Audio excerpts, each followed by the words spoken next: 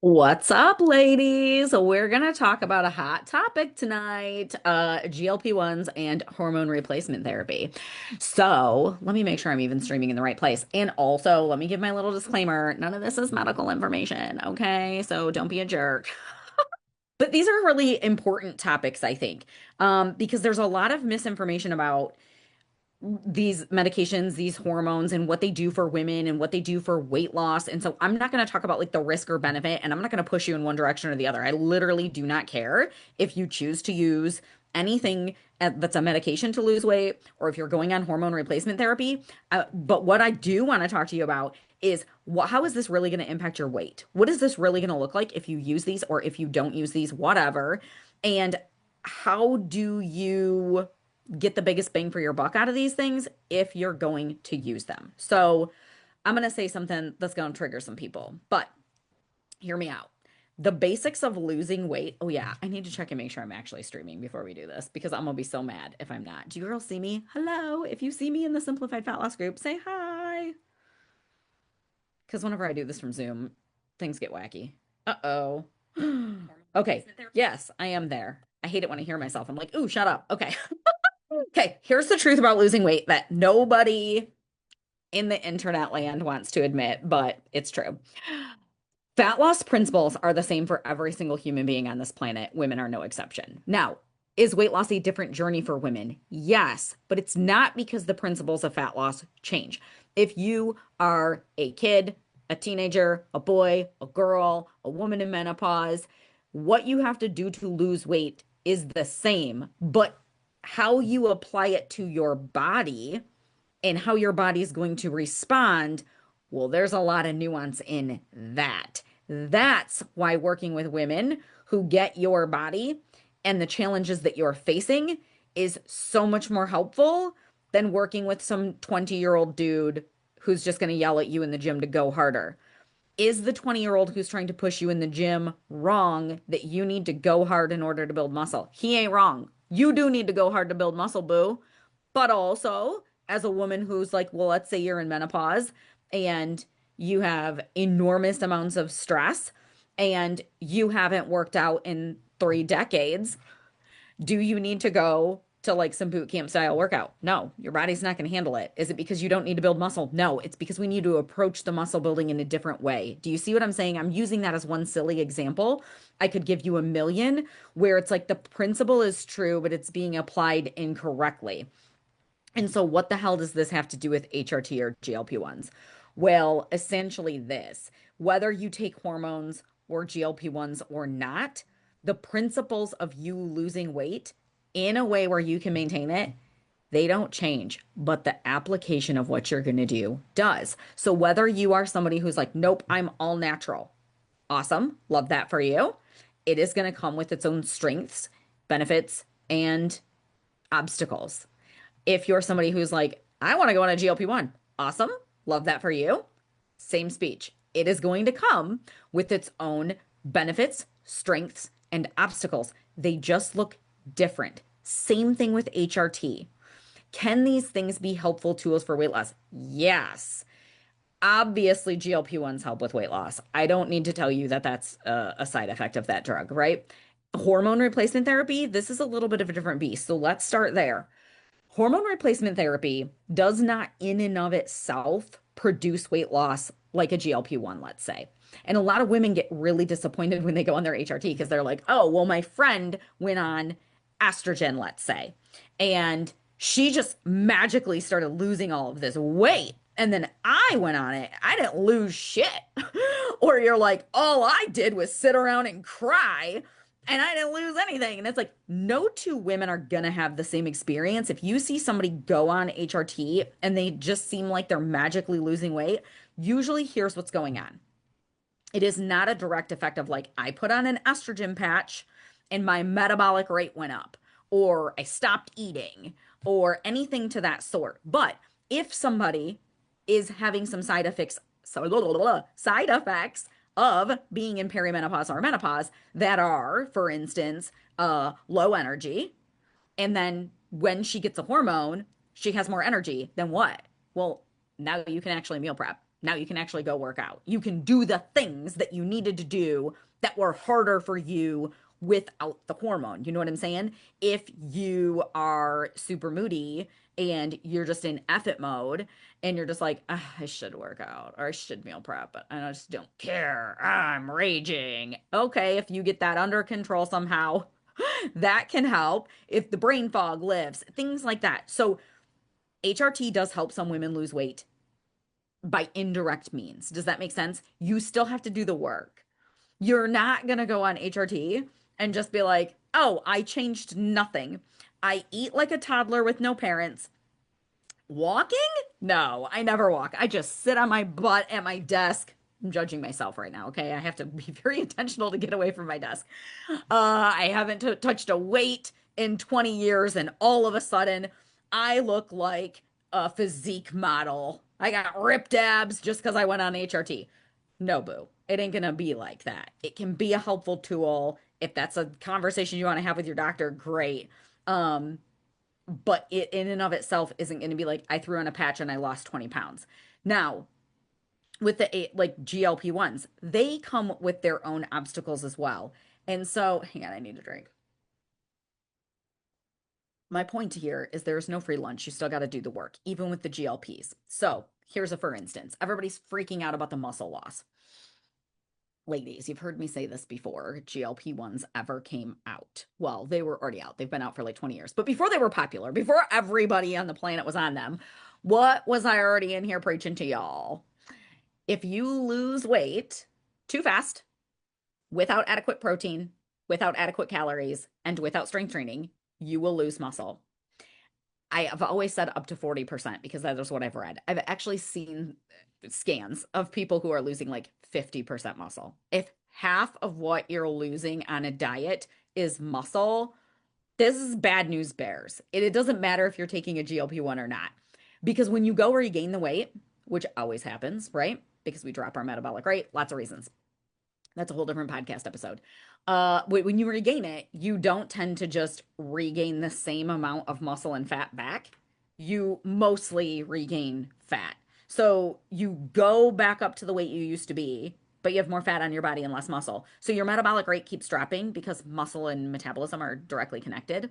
So this is true whether you take a GLP-1 or not. Now, a lot of people are aware of this. There's been a lot of talk about this. I love that women are more informed about this.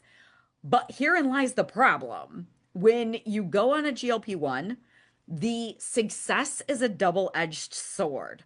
So this is why I prefer to work with women before they even start on their GLP-1, but certainly early on in their journey so we can get the habits established. Because like you have this sweet spot when you go on these meds where like your food noise, it's like gone. Like you're just like, meh, I don't really give a shit about food. All right. Things that GLP-1 cannot fix for you. If you don't work out before you go on one, going on one's not going to make you work out. And in fact, you'll be less motivated. Usually, what I see is when clients are losing weight really, really good, even without a GLP-1. I have a client who is not taking a drug and she's losing 2 pounds a week and she loves her food and she's eating quite a bit, more than she's ever eaten on a diet. And she wasn't working out yet. She is now. Congratulations if you know that I'm talking about you. But she wasn't. And she was like, listen, I know I need to do it, but like I'm losing 2 pounds a week. I'm not really motivated to do it. And therein lies the problem. If you take something that the scale starts flying, all the things that you know you should do for the longevity aspect, they get harder to do because the pain of being like, I'm not losing weight. I hate the way my clothes fit. My body hurts. All the things that drive us to take action to change our body for the good, well, they start going away even though you're not doing the things that you said you were going to do. So it's like, I know when I take my GLP-1, I'm going to do strength training and I'm going to eat enough protein and I'm going to use this to turn around my eating habits. Great. But if you aren't meal planning, you're not going to turn around your eating habits because you know what? You're not hungry until you become ravenous, is what sometimes happens. So people who are like, my food noise is gone during the day, but then I'm snacking a lot at night when they're on these GLP-1s. And it's like, yeah, because you're under eating during the day and eventually your body just gets hungry. Or you just still grab convenience foods because you're not putting the time and the effort into learning how to plan appropriate meals and learning how to fuel your body like your metabolism needs. but it doesn't matter in the moment because the scale's moving. And so different tools come with different benefits, but they also come with different obstacles. And you can use any of these tools. I'm here for it. Use none of them, use all of them. I don't care. Know what they're going to do and then have a plan. Because again, the basics don't change. Whether you're going to take hormones, peptides, GLP-1, whatever you're going to do, you still have to develop good eating habits, taking the time to prioritize yourself. That's a big one for chicks in midlife. We feel guilty. We're busy. All the things. It's all the mindset stuff, right? 80% of what I do as a weight loss coach is the mindset stuff. Most women know something to do to lose weight. It's the implementation piece that's the struggle.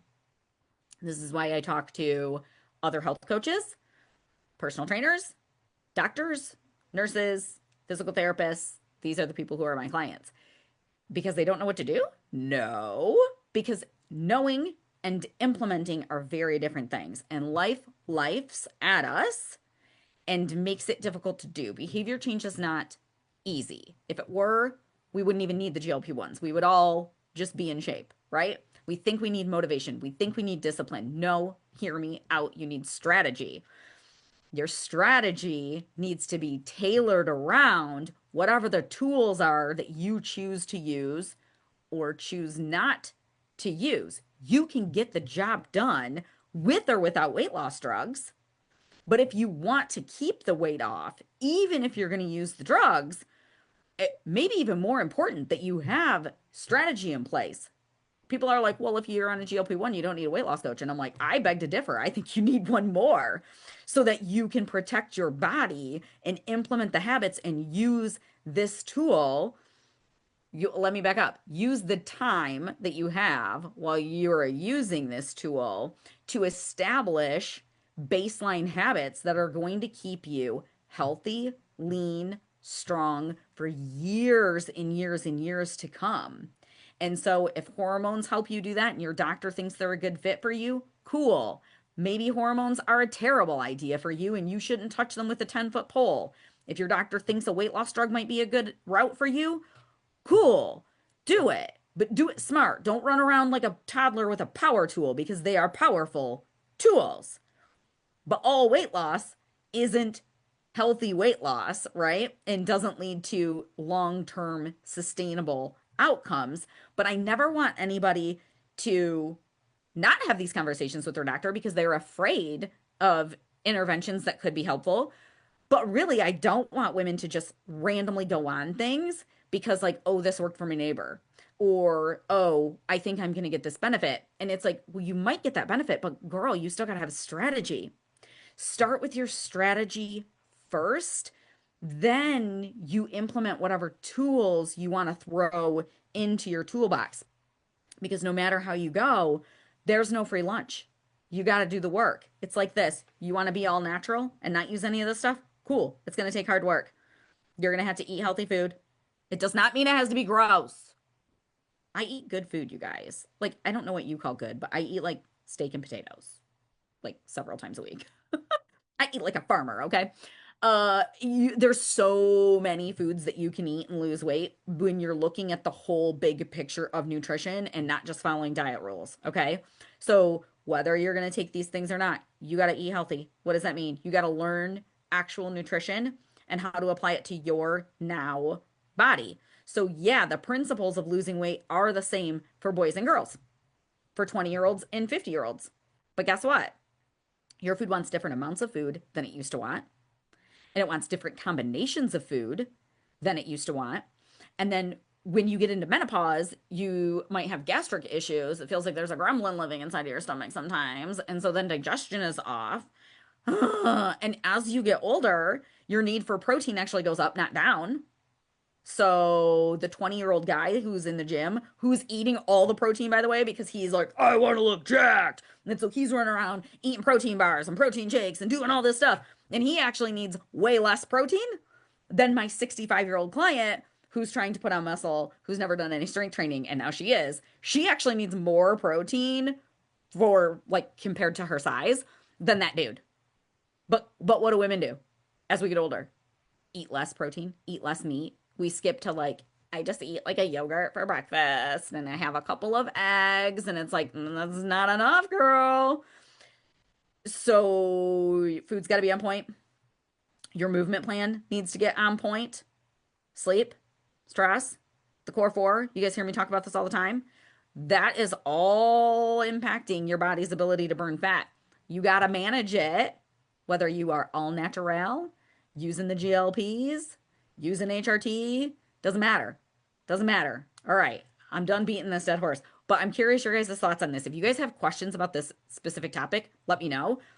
This is a conversation that like I'm obsessed with. It's very near and dear to my heart. I love it. I love seeing all of the different ways that people can lose weight. I love it. I don't judge anything anybody wants to do to lose weight. If it's safe and it's studied and it's effective and you fully understand the risks and the reward, there's always a trade-off. For everything that you say yes to, for everything that you say no to, there's a trade-off, right? If you've done your own thorough risk analysis and you're like, I accept whatever and I like these benefits and whatever, I think it's cool. I think we live in a really amazing time for weight loss. But I think that in general, we need to be a lot more strategic with every aspect of our health. And I know it sounds daunting and it's like, no, Nikki, just tell me what to eat. Just freaking tell me what to eat. And it's like, but isn't learning how your body actually wants to be fueled and giving you flexibility and learning how to move your body and make it strong and sexy and resilient and having stable joints and all of these things. I can't think of a more worthwhile thing for us as women to nerd out about. It's like it's our whole life. Everything that you do is going to happen in this body. Everything. And like it doesn't get easier as you get older. You are never too late to turn it around. Okay. I got clients in their 80s. Swear. It's never too late. But it don't get easier. It don't get easier. And we have a lot of resources now. We have coaches who can help you with the implementation piece, the habit piece, the behavior change piece. That's a new thing. I can hire coaches for everything. We have different tools that you can work with your doctor. Some may be appropriate for you, some may not, whatever. We have different types of working out. We have so much workout science right now that's come out that is showing how capable women are of putting on muscle. This story that like, oh, women can't put on muscle. And it's like, no, it's detrimental if we don't put on muscle, but we're so freaking capable. Did you guys know that we actually recover faster than men? So there's a fun little fact. I think it's a great time in the health and wellness space. I think it's a great time in the weight loss space. And I want to see women making strategic choices, informed choices, being very intentional with things that we're doing. You know, I used to fall into the whole like, oh, just give me whatever supplement. Thank God GLPs weren't around then. Or all these peptides, because I swear to you, I would have just taken everything with no plan. I totally would have. I was that person that was like, just, oh, cool. I saw this advertisement for this weight loss thing. Let's just try that. Because I wasn't wrapping my head around strategy. So I get it. I've been there. But I promise when you put a little bit of thought and intention behind it, whatever you choose to do is going to be so much more effective long term with really good strategy. All right, now I'm really actually going to stop. Hope this was helpful, ladies.